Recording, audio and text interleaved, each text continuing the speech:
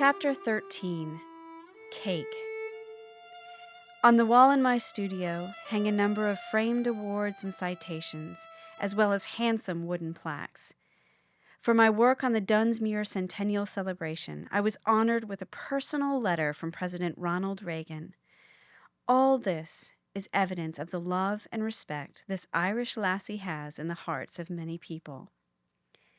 Right at noon, on a very hot July day, I answered a knock on my door to find Mr. Rossetti standing there. He'd been a member of my naturalization class. His face was flushed and beads of perspiration were trickling down his cheek. In his hand he held a package without wrapping or ties. "Won't you come in out of the heat?" "Thank you. Oh, no, your husband not home." In studied English, he explained that a rule in the Italian society was that no man entered a lady's house if her husband was not there. "I bring this present for you, teacher. Yesterday I became an American citizen. I thank you, teacher." He tipped his hat and turned to walk the hot 3 miles to his hillside home. His present, a store-bought little cake. This touched my heart perhaps more than any other honor I have received. As a freshman at the University of California, Berkeley, I found time even with my violin lessons and academic studies to work as a babysitter for the first son of Mr. and Mrs. Ralph Fisher. The Patrick family knew the Fishers through our activities at the historic Congregational Church in downtown Oakland. Daily, except for Sundays, I cared for baby Ralph. After about a year and a half, I reluctantly gave up my job. I missed the baby, for he was a doll, and the money, perhaps even more. Now let us spring ahead 70 years. One Sunday, on answering my phone, a man's voice politely inquired, "Is this Reva Coon?" "Yes." "Is this Reva Patrick Coon?" "Yes, it is." "I am Ralph Fisher, the one you babysat when you were at UC." So surprised, I stammered, "Oh my goodness, my dear little—" He told me that on reading the recent California Monthly, a publication about alumni, there was a piece about Reva Patrick Coon. That name rang a bell for him, and so he phoned to find out whether or not the Reva Patrick Coon was his long-ago babysitter. I was amazed and delighted. He told me that he was a professor of Russian history at the university in Urbana, Illinois. But right now, he and his wife were in Berkeley visiting his brother. They were heading to Washington State the next day to visit their son. Of course, I asked if they could be my overnight guests on their way north. So it was, after all those years, I met Ralph and Ruth, a librarian. I learned both were fascinating people. In that first visit, we exchanged facts about our lives, families, and careers. Since that happy reunion, Ralph and Ruth have visited me several times, always to go to lunch and a long visit, lingering over coffee or tea. On one such visit in August 2000, I excitedly told them, my words tumbling out, that I was returning to my alma mater to attend the reunion of the class of 25, the 75th first time ever at Cal. When I indicated that I would attend, the alumni secretary asked if I would like to lead the homecoming crowd in our hymn, "Hail to California." Ralph's eyes lit up and he smiled, for he knew the chancellor very well. I was his advisor as he worked towards his PhD. I felt certain that I would like him. On October 13th, my dear friends Harriet and Carl Alto drove me to the Bay Area the day before the homecoming and reunion. The morning of the 14th, I dressed in my blue velour outfit with a yellow blouse, Cal colors, of course. As we drove to the campus, I thought to myself, I have something in common with the chancellor. It will facilitate any conversation. At the pavilion at the base of the campanile, a huge canopy provided shelter from the sun for all the chancellor's guests, all the faculty and some noted guests for whom there was a very special table. Places for the 325 classmates, the only survivors to attend, the UC professor, a recent Nobel Prize winner in economics, the chancellor and his wife. The chancellor cordially greeted every single guest. When he approached me, reaching out his hand, he laughingly said, Reva Coon, Reva Patrick Coon, I am pleased to meet you." He said that Ralph Fisher had phoned him the night before, so he knew quite a bit about me, and he treated me in royal fashion. Once on the homecoming stage, now crowded with the chancellor, we 3 older alums and the 8 men in the University of California male octet, I looked around. Hundreds of Bear fans were assembled at the foot of the campanile. How would I get their attention so we could sing "Hail to California"? I thought for a moment, then grasped the microphone and shouted, "Go Bears!" That caught their attention, and so once more, "Go Bears!" The octet with real spirit launched into "Hail to California." The fans sang along. Directing that huge gathering in our alma mater hymn sent chills up my spine. I knew how to direct, spent a whole year learning. "Now let's sing it again." They did, and beautifully. One of the octet men praised me. "You really do know how to direct." This was, without doubt, one of the most exciting days in my life. Perhaps the first significant honor that I received came in May 1921. Just before noon, when we seniors at Oakland High School were in our homeroom studying, the principal, Mr. Keyes, came in and asked to see me in the hall. Trembling and frightened, leaving my books on my desk, I followed Mr. Keyes into the hall. There, I could not look at him, wondering what I'd done wrong to have the principal ask to speak to me. What infraction of a rule had I committed, I asked myself. "Reva, please look at me. How about a little smile? Now that's better. I am pleased to tell you, Reva, that you are co-valedictorian. You will speak at the high school graduation on June 2nd, 1921. Your classmate, Rudolph Cubicciati, shares this honor with you. The only concrete evidence of this honor is a copy of the speech I gave, located somewhere in my cedar chest. In March 1983, the Chamber of Commerce named me Citizen of the Year in recognition of my leadership in planning the 3-month celebration of Dunsmuir Centennial. In May of the same year, the Business and Professional Women's Organization honored me with the title Citizen of the Years for decades of work with the youth and in the community. The only visible evidence I have of another honor given me is a wonderful, vivid memory of April 1953. The Rotary Club had awarded me the distinction of being the Citizen of the Year long before the Chamber of Commerce created its similar honor. This I received for staging clown capers. I've also been the Grand Marshal for the Railroad Days Parade 3 times, the first with Burton and the other 2 by myself. That was always fun, for we rode in convertibles for several years and a horse-drawn carriage on another. Twice in my years of teaching, the high school yearbook, Crag Echoes, was dedicated to me, and the Chamber of Commerce presented me the Alexander Dunsmuir Award for service over many years. I have been well rewarded by my small hometown, and I have enjoyed all those things I have done to bolster this community. As a violinist, I was often asked to play. Sometimes it was just something I felt I must do, but other times it was a thrill.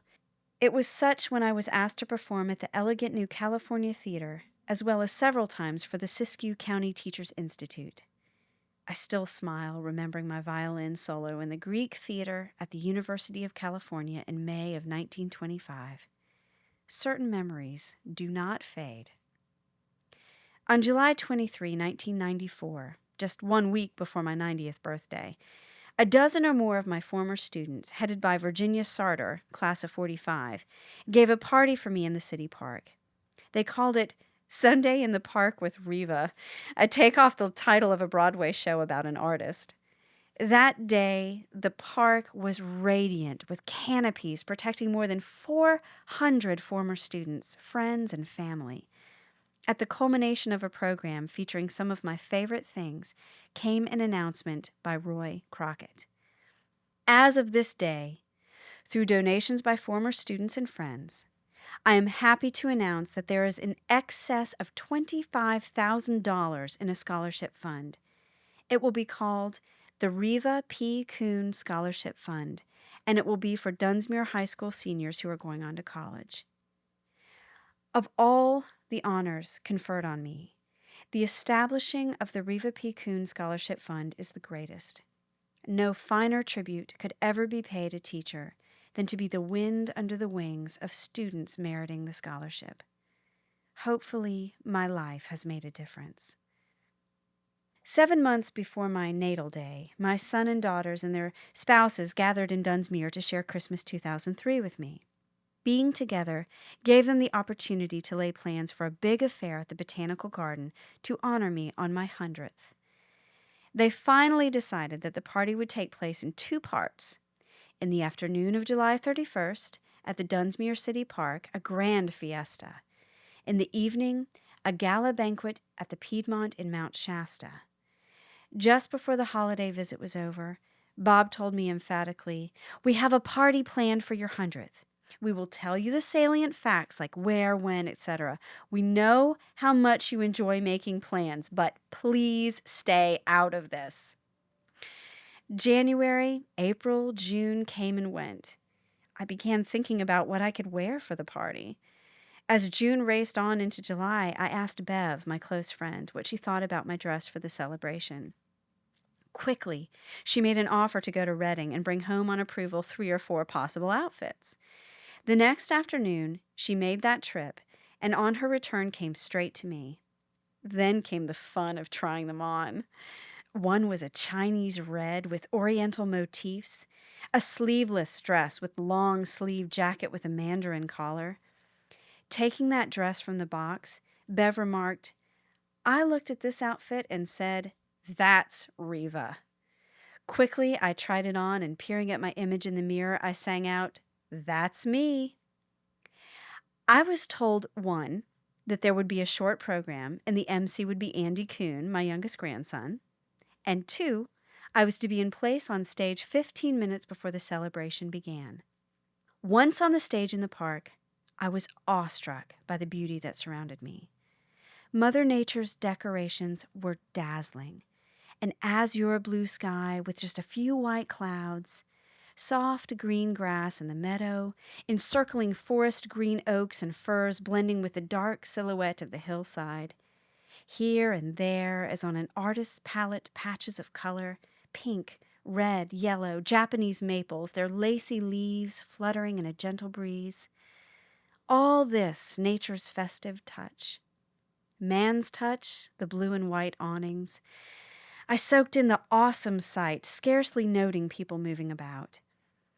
Blending with everything, the music of the harp, flute, violin ensemble.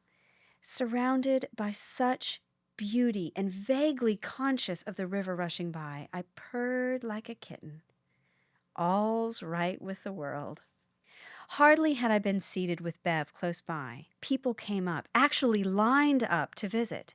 Oh, so many all afternoon. Bev and Harriet took turns helping me know to whom I was talking.